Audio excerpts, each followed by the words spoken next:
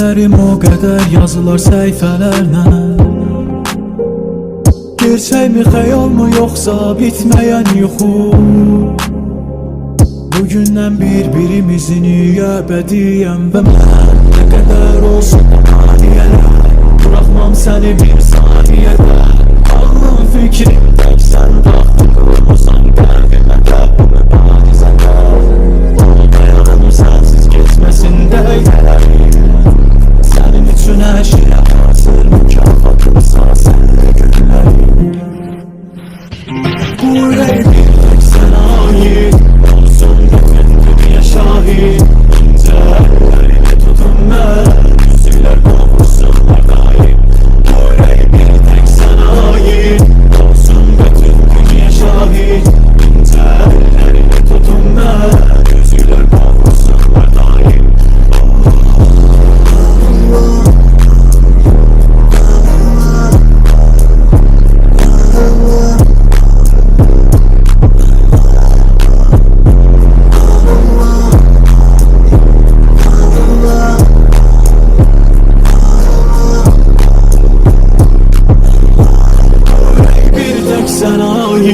Olsun bütün dünya şahit, ince ellerini tutun ben, üzükler qovursunlar daim. Bu ürək bir tək sənə ait